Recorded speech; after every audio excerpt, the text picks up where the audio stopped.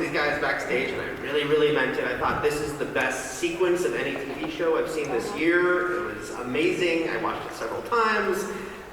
Noah, what was the inspiration? I have to ask for the Bolero sequence. Was it always the Bolero sequence? Were there other songs thought about? It was always the Bolero sequence, yeah. Because Bolero is an interesting story about Ravel, which is that he had a degenerative brain disease, and that the reason that that piece of music is just the same thing over and over again is because part of his disease was he got obsessed with repeating things, and so it seemed like the perfect piece of music for a show about people with potentially with mental illnesses, that there was a piece of music that was a product of an OCD. Mm-hmm.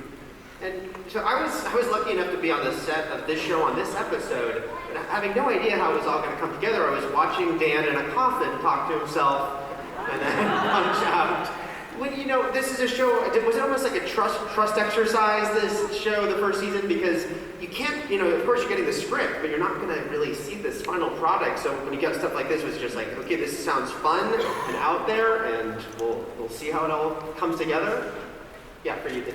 Yeah, you've just got to, I mean, we all put a lot of faith in Noah, and the way such a wild show comes together, it's a joy to watch. The music that gets put to it, not just the Bolero, but yeah, just seeing all the weird things that we did kind of put together to all of that.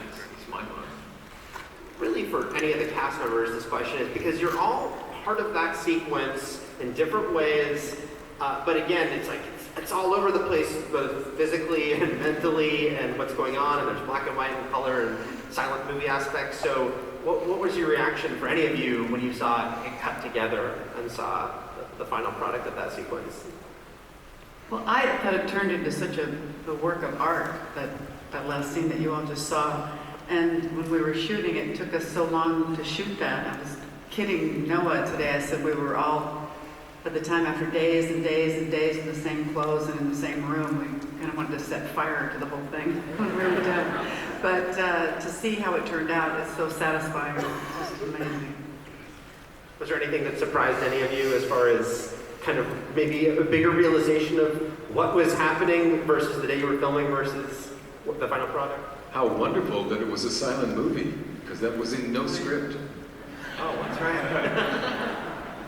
When did it become the silent movie?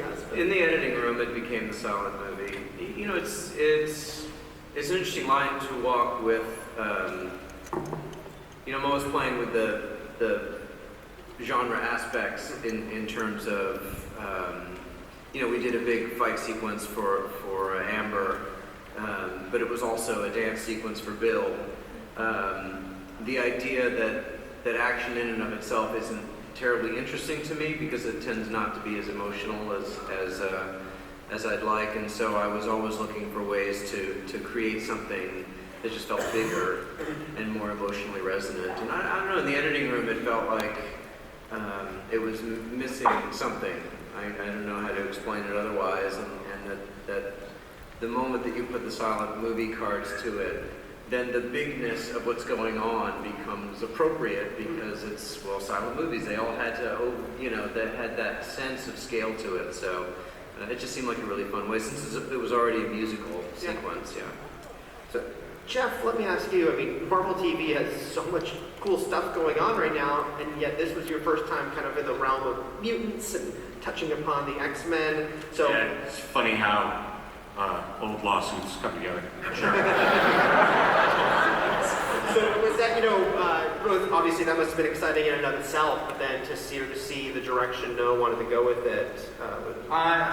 Look, I think everyone in this room and everyone that's on the stage, you know, wanted to see Marvel's Merry Mutants. Actually, eventually I'm going to get to March. So that was important to us that happened, but it had to be the right project and it had to be at the right place. And I don't think enough can be said about FX, and in particular John Landgraf, who really sort of like fought through incredible like duct tape version of red tape in order to make this happen. And then having Lauren on board, you know, and made it like, okay, now it's gonna really happen. And then Noah and John just had a take that was so unique and wonderful, and when Noah first told us the story, you couldn't deny it. It was, and I think that's one of the things that television needs to be. It needs to be undeniable. And then each person in the cast, I always joke that like Noah is reaching. He is creating a reality in his television show that is springing out of his head, and all of you are his creations. And so it's a miracle on a lot of levels, and again, I can't say enough about Noah's willing it into existence. Lauren has alluded to it. You've been involved with the X-Men film franchise since the very beginning. Was it, for you, a lot of people have wondered, could we bring X-Men to TV? Was it great that you got to do it in such a different vibe that, it wasn't going to be like, okay, we a version of it on TV, but it's like, no, this is going to have its own distinct character. So emotional. Yes.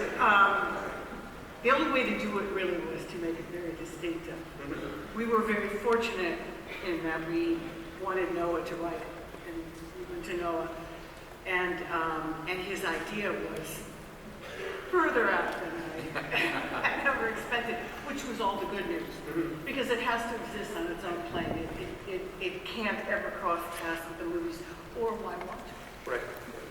And then, John, for you, I just wanted to ask a bit more about the musicality of the show, which was a big thing right from the pilot. In your earliest discussions with Noah, was that something that you guys knew you wanted to really kind of weave in and out of the show? Yeah, absolutely. One of the earliest discussions was about the Bollywood dance number.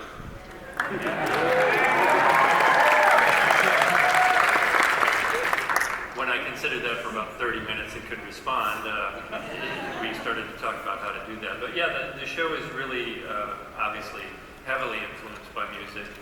Both the score, Jeph Russo, and the songs that Noah finds and arranges. It's mind-blowing and part of the tapestry, for sure. Now, Dan, let me ask you, your character in the finale, he sort of was freed of this burden, as it were, that it turns out was sort of a lifelong burden. Having played I know you haven't started filming season 2 yet, but are you both excited and intrigued yourself to see what is, sort of David 2.0? What is David without the Shadow King inside him? Hey, spoiler, dude. You might not see this. Yes, is the shortest answer, I guess. I mean, what fills that void? And there's a lot of questions I still have for Noah. Is it true that Noah, he's shaking his head, is it true that you didn't know from the beginning, what David's arc was at the end? You kind of kept that close to his vest? Not too much. I became convinced that Aubrey was in possession of a lot more knowledge than I was. I still think that's true. It's not. I still think it's true. But no, it's part of David is the confusion, enjoying the confusion. And I think that's part of watching the show as well. You kind of enjoy not knowing what is happening and really trying to communicate the experience that David is having rather than saying, this man is ill. Right? Actually trying to feel what that might be like. It's a wonderful responsibility. And then, Rachel, for Sid, it seems like an understatement to say that she had her guard up when we met her at the beginning of the show. But then, she, really was sort of leading the charge to help David bring him into the finale, was sort of integral in doing that. Do you think that sort of lit a spark in her as far as, maybe being both more proactive, but also sort of being more open to the world, considering how she'd had to be up until now? Yeah, I do. Yeah, it's all about this exploration of who am I and what am I capable of and how do I reckon with this thing that I thought was bad and wrong and sick and now it's something that I can use and help people with or, deep in a relationship that she feels strongly about. Yeah, I do. And Aubrey, if you'd only played Lenny, I feel like that would have been really fun. Like Lenny was great. When you meet Lenny, she's a great character. But what was it like to get to transform her episode by episode to what we just saw, to sort of the full unleashing? I imagine that must have been amazing. It was a wild ride, broad strokes of where Lenny would end up, but I didn't know how I would get there, and navigating that was really challenging and really fun. What was it like working on sort of the physicality of the character? Like we just saw, you know, she moves in a certain way. There's sort of these almost pantomime dance moves going on. The clothing, was it kind of a whole journey along the way for that too? Yeah, it was like a dream come true. That's, for me, the most fun kind of work is to like just figure out how a psychopath like moves around. That's really fun for me, and I was just so grateful that the script had things that were written in such a kind of dreamlike way where we could kind of be really creative and just take some, you know, weird risks or whatever. Mm-hmm. And Jean, you know, Melanie, she got Oliver back, but very briefly.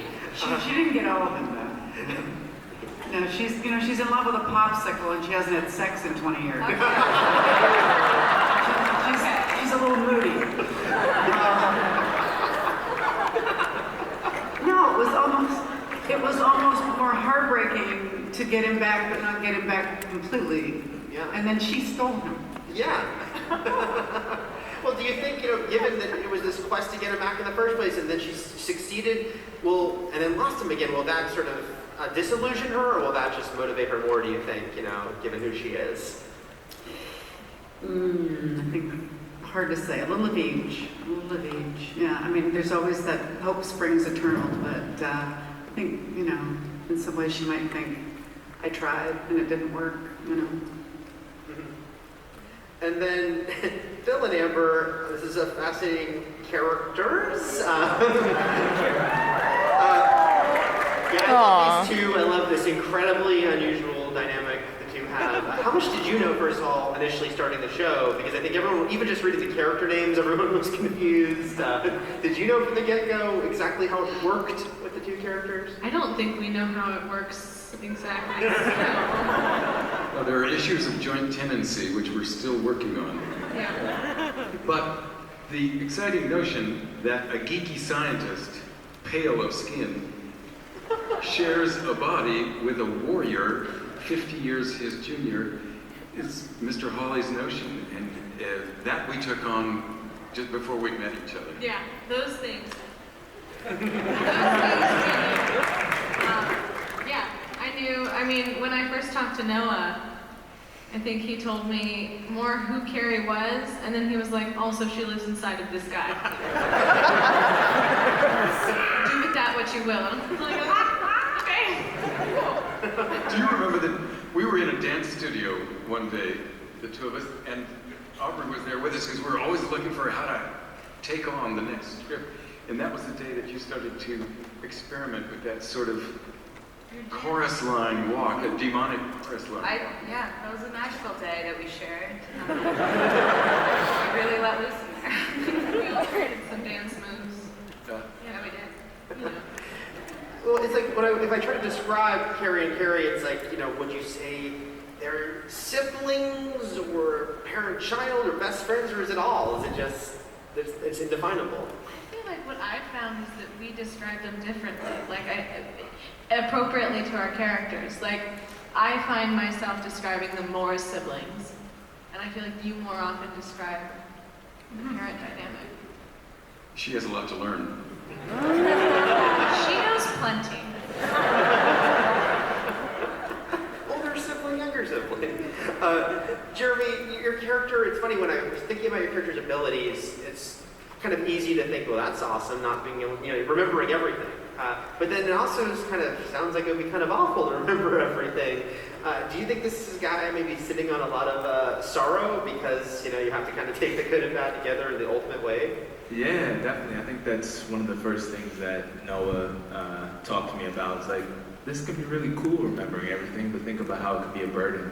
And I think, you know, as the season goes on, we see that autonomy can be kind of straightforward and lack some of the patience that the other characters have. And he's like, we need to kill people right away and not wait.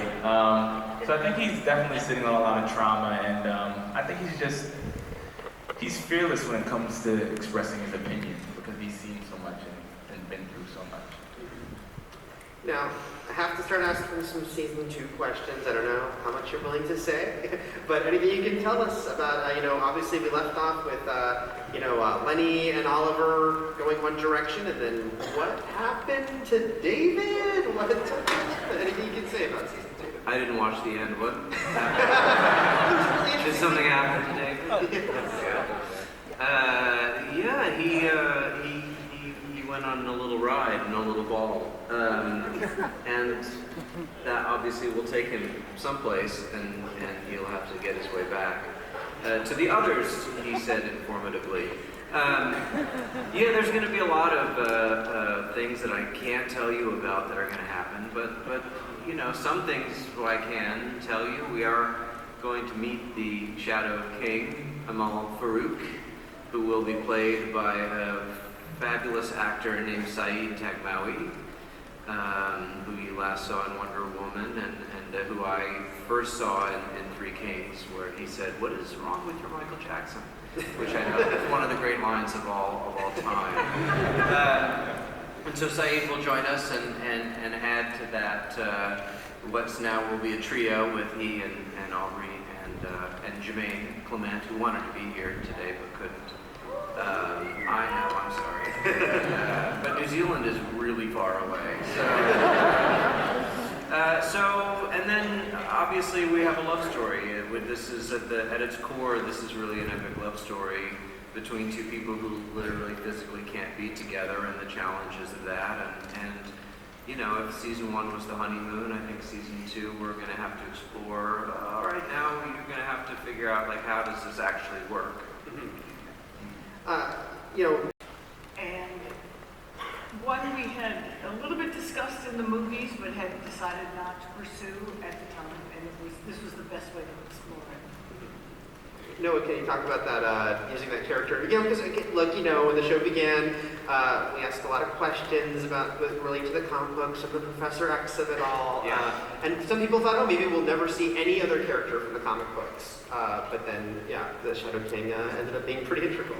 Well, I just remember so vividly reading that issue where Professor X had the battle with the Shadow King, and the two of them just literally just sitting in a restaurant. No one would ever know anything was going on, but this whole battle was raging in this astral space. And then at the end of it, when the Shadow King loses, his head just bumps down on the table, and there's something so memorable about that. Again, they're taking something that should be action and turning it into something so much more interesting. And that always stuck with me, the idea that Xavier had defeated this guy, and then he went off and had a kid, and it always seemed to me like it was a really interesting thing that we could start to build into, where at first you think, it's Division 3, and it's the plucky band of rebels against the Empire, and while we're getting ready to fight the Empire, we're just going to go into David's memories and try to help him see that he's he's not mentally ill. But when they go in there, we discover the real enemy is within. I thought that was sort of subversive. I like that. Mm-hmm. Jeph, we've spoken before about sort of what sort of makes a Marvel hero. I think David is so fascinating in that regard. How do you think he sort of stands out amongst the Marvel pantheon?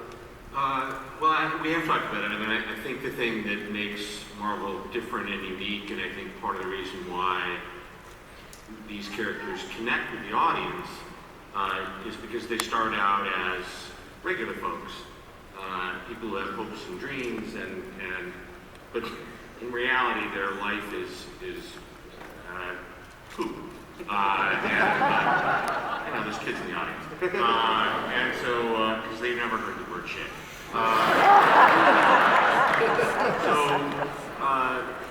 David's character, and it really was Noah who came in and said, we're going to present him in a very realistic way of somebody who has mental illness, and then the surprise is going to be, no, he's a mutant, and he's, not only that, he's capable of incredible either greatness or destruction, and we'll never know.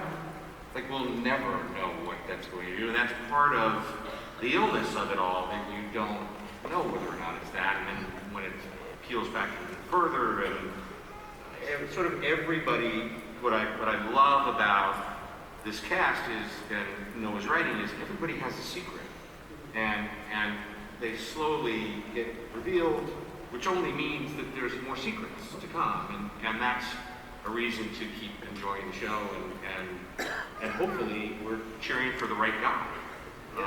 But my money's on Sid, so I literally, from the very beginning, when I first saw the first cut of it, my reaction was, because it's let's face it, it's not the most linear story you've ever watched. And so there's no real, and it's the joy of it, is there's no reliable narrator. Because there's things that are in the past, and there's things that are in the future, and there's things that are happening now, and there's things in David's head, and just in case that's not confusing enough, his memories are false. So you don't really know, and then there's this lovely, beautiful, it's beautifully shot, it's beautifully acted moment where he says to Sid, is this real? And she says, yeah, it's real, and I love you. And I just said, that's it. If we get that, we'll fill Ballroom 20 and people will cheer.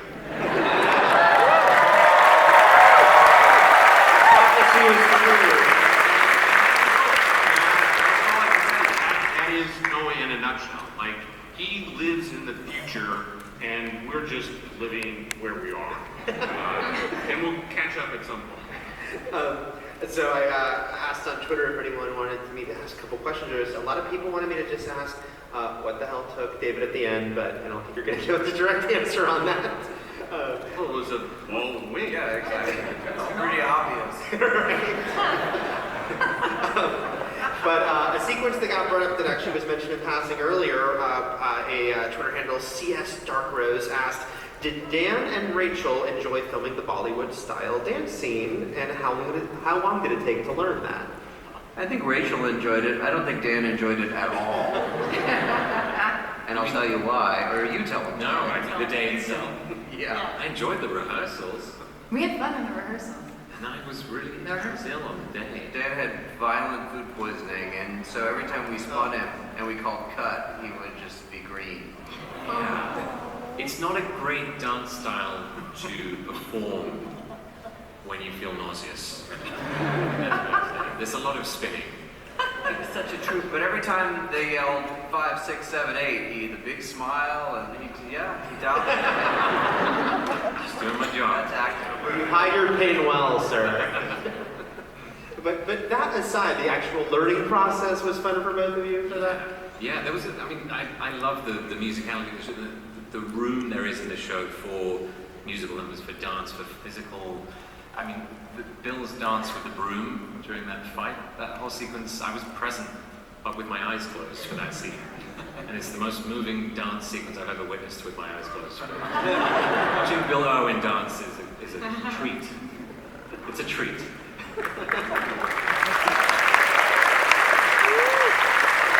As we've talked about, this is a show with very unique sequences and scenes and character moments for any of the cast. Is there a day on set that does, whether it's because of horrible food poisoning or not, hopefully not, stands out to you as okay, this is like the world of Legion, what I am doing today, filming that first season? Aubrey?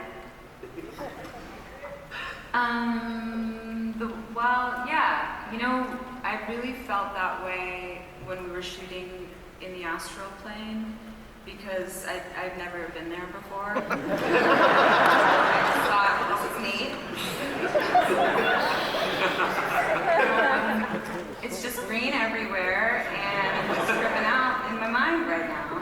And that was really fun. I thought that scene we did where we had no voice, you would speak and it would come out and no one could hear you, that was difficult, but that was really an interesting scene to work on, because they didn't just turn the sound off. We were actually acting that. You had to pretend you couldn't hear the other people, and you couldn't, that was an interesting day. Anyone else? Oh, there were days when Amber and her wonderful stunt double were rehearsing with 5 or 6 stunt guys and laying them down in sequence. Just to be standing on the sidelines for those days was great. Or to walk through just kind of the back halls of the studio and see him by himself dancing with a broom. You just kind of turn a corner and be like, there's Bill. Keep walking. There's more coming. Jeremie, anything to stick out to you? Well, the memory I still have is from the pilot, shooting an action sequence. We did that like 20 times at the end, running up and down the side of that hill and carrying a Tommy gun up and down, waiting for the sun. That still sticks with me. Rachel and Dan, was it the Bollywood sequence or something else that...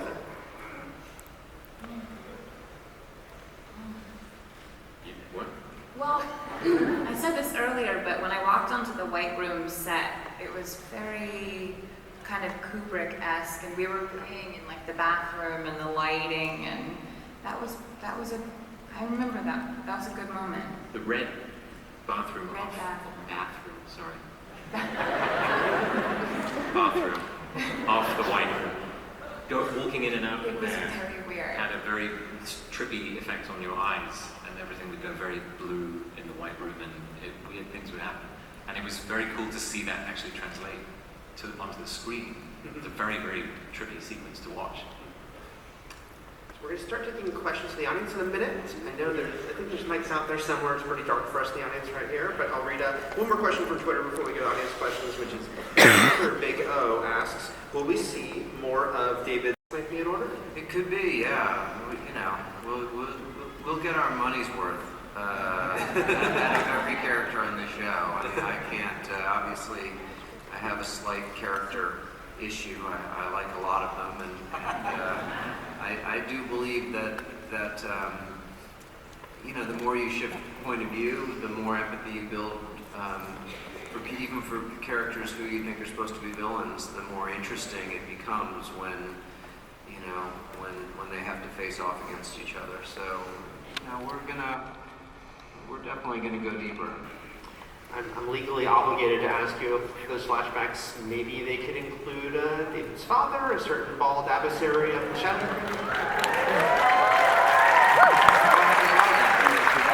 That could be good, right? Yeah. Sure. It's up to Jeph Loeb. Send your cards and emails. Jeph Loeb. Well, you were on a talk show with that man. A chat show, I guess you call it. Pops. Yeah.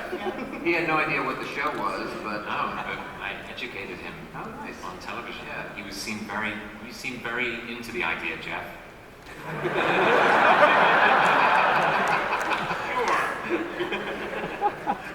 So we're working on it.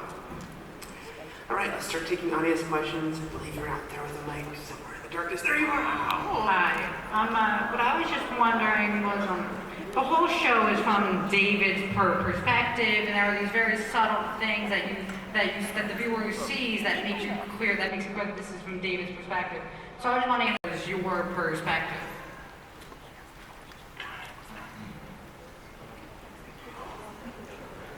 Yeah, I mean the perspectives do shift. The sort of sensibility of the show is David's.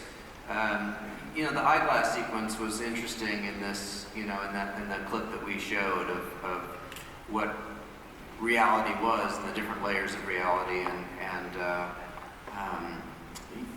the memories that we went into and whose mind we were in, all that stuff we kind of had to game out. You have a lot of like very stressed looking script supervisors trying to add up which day is this and my answer was usually like, who cares? But they care because that's their job. So, does anybody else have a... Well, one of the challenging things, but exciting things for the actors who play the mutant band is that when David arrives in Summerland, not sure how much we should trust him. Not sure how much he is the hope That Miss Bird seems to think he is. So that it's sort of some Shakespeare / Hawley stuff going on there. Thank you very much. Hello there. Hi, my name is Tina. Your family has a great birthday play.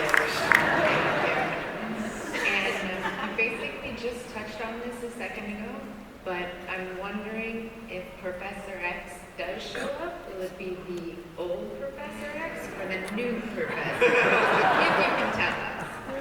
We'll have to ask the script supervisor, I guess. I don't know yet what that would be. I mean, on some level, it depends on who would do it, and when we reach that part of the story, if it's, is it funnier if it's the old one or the young one? I don't know yet. It'd be great if you were older than your dad. We could do like a baby future. Professor X.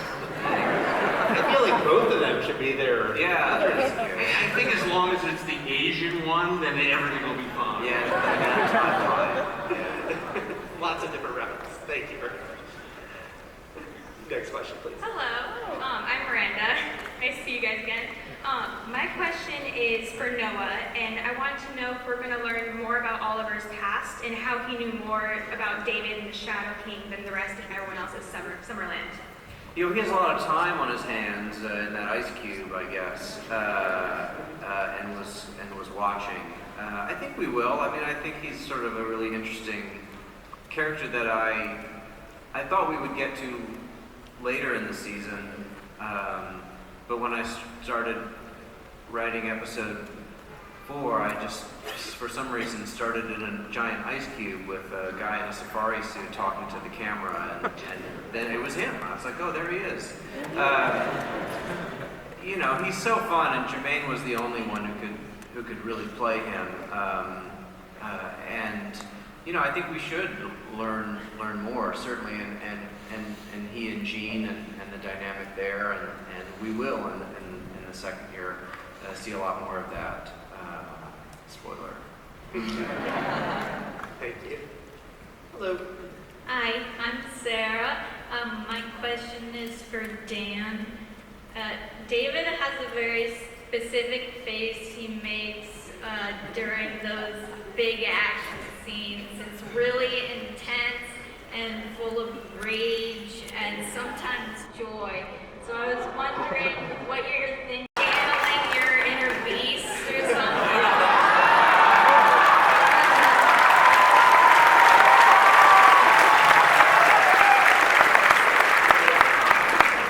That's such a great question. It's like therapy, I guess. Working through a lot of things in those moments. Yeah, some of them blood vessels popping. That's a wonderful question. But the great thing about Dan, though, is that, you know, he's not self-conscious about that. There was never a moment where he was like, oh, I have to do the superpowers thing. That seems a little silly to me. I mean, it was just such an integral part of the character, and he approached it, you know, in a very grounded and dramatic way, and you know, I really appreciated that. A lot of them come from the comics. The frames where you have that very, very intense close-up on David's face, whatever's going on. I mean, some of those expressions are, you know, they're lifted directly from it. They're very inspiring. Thank you. Hi, my name is Sophia, and you guys, this is my favorite show I've seen in a lot of years.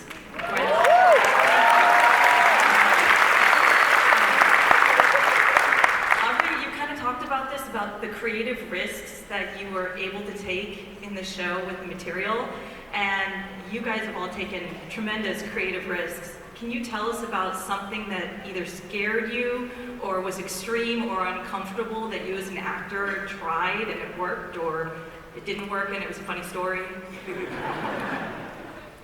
I would say the dance sequence that I had to do was definitely scary for me, and uncomfortable and fun, and I think that's a really great example of why being on this show is so fun, because Noah will write, you know, one sentence that could be interpreted a million different ways, and so it's just really, yeah, it's really fun to kind of be able to take those words and just bring them to life in whatever way you dream on. Anyone else want to feel that one? A risky thing you had to do on the show? I feel like there's a lot of risky things. Playing the banjo. Never done that.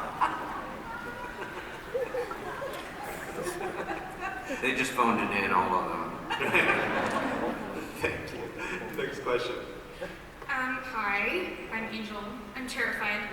Okay, it's a safe space. I cared so much more about whether Matthew probably could procreate than I should. And I care so much more about this show than I should. But you're right. I cared the right amount.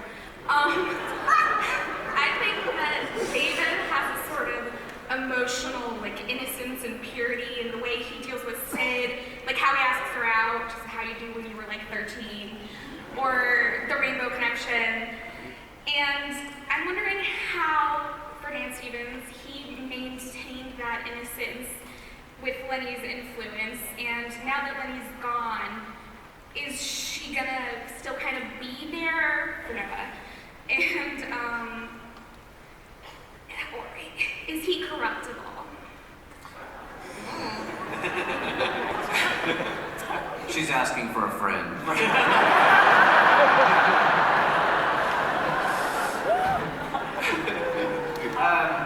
Well, it's an interesting thing for me because here's a character who can literally blame every bad thing that he's done or thought that he's had on this other entity that was in him, and now that entity is gone. So I think there's a danger in sort of saying, well, I'm all good now, so every thought I have or decision that I make is the good side of me.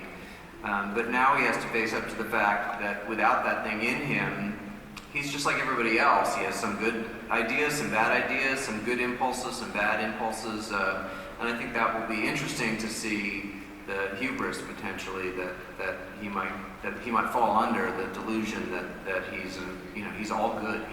He's a hero, so everything he does is heroic. Yeah, if you know the comics, there's a lot still going on in there.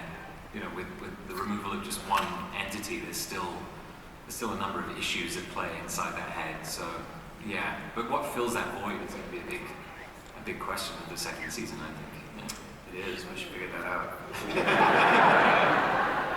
Thank you. Hello there. Hello, my name's Amanda. I'm really nervous. Doing great. I work in the medical field, and I was just wondering, most of your characters think or act like they are actually crazy.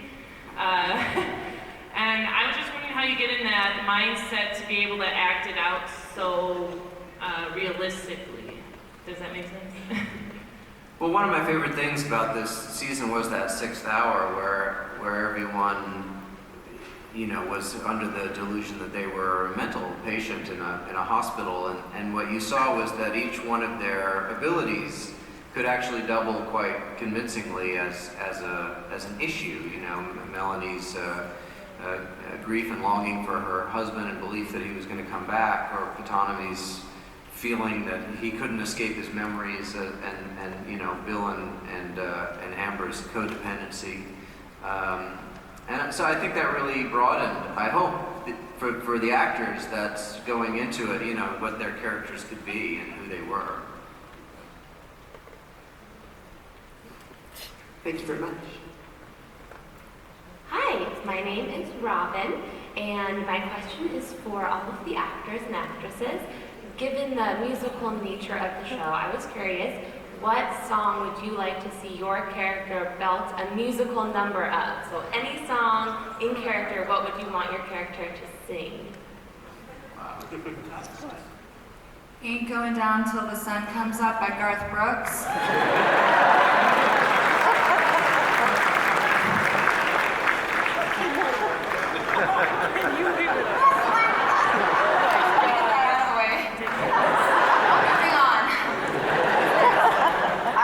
Sing My Man from Funny Girl.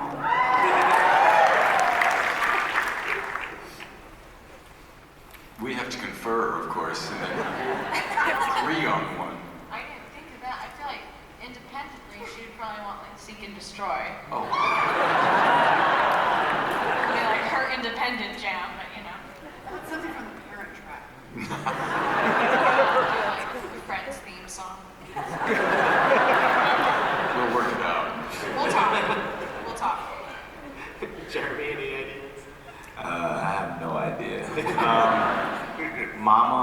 Boyz II Men or something? Yeah. What song? I don't know that song, but that one. Rachel, Dan, what song lies in the heart of Sid and David? Pink Floyd's Wish You Were Here. Just the two of us?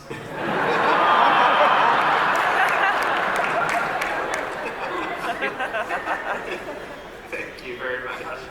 Next question. I wrote all that down, but. Hi, I'm Emily. Firstly, as a person who suffers from a mental illness, I just wanted to thank you guys for the way that you portrayed David's illness. I think you did a great job portraying.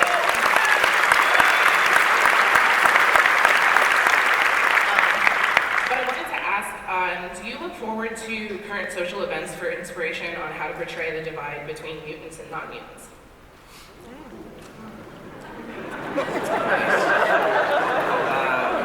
Well, first of all, thank you for saying that.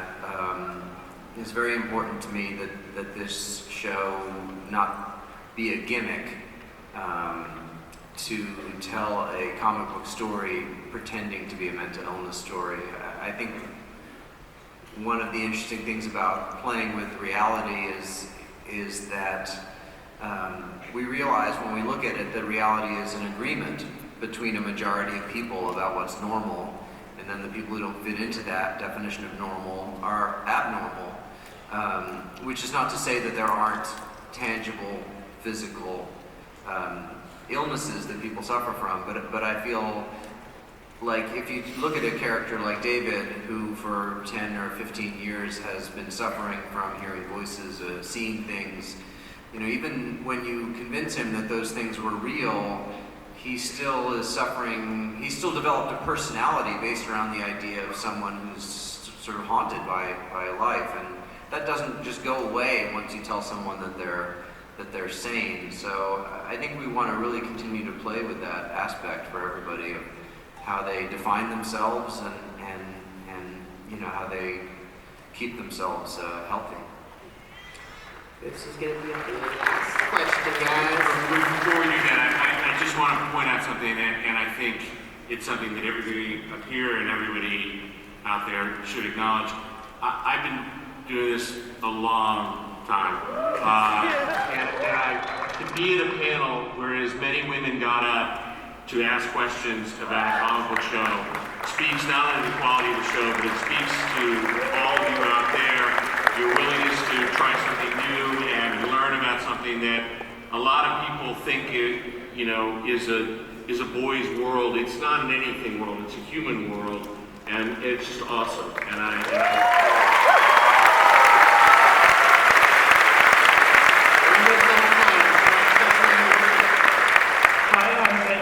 Firstly, thank you for creating the most uniquely wonderful piece of television I think anyone here will have seen. What I'd like to know is how would you like to see, for the actors, how would you like to see your characters develop in season 2? Where do you want them to go? Now's the time, get it all out, guys.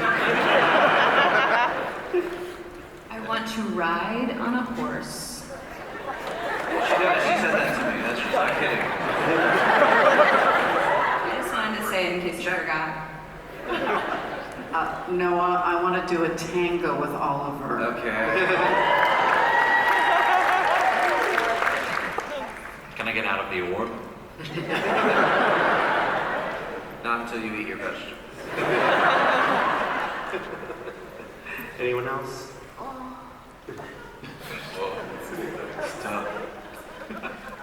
We want to dance like neither of us has ever danced before. All right, that's a metaphor. I could be in a band. Slayer or... Leave it up to you, Noah. Okay. Rachel, did you give an answer? More singing, maybe jazz. Yeah, everyone just really wants to play music and ride horses. Thank you very much. Legion is an awesome show. Noah's got a lot of stuff going on. I know there's one quick thing you wanted to mention, Noah. Well, yeah, just because I'm here at Comic-Con, I am at Comic-Con, right? Because I've never been here.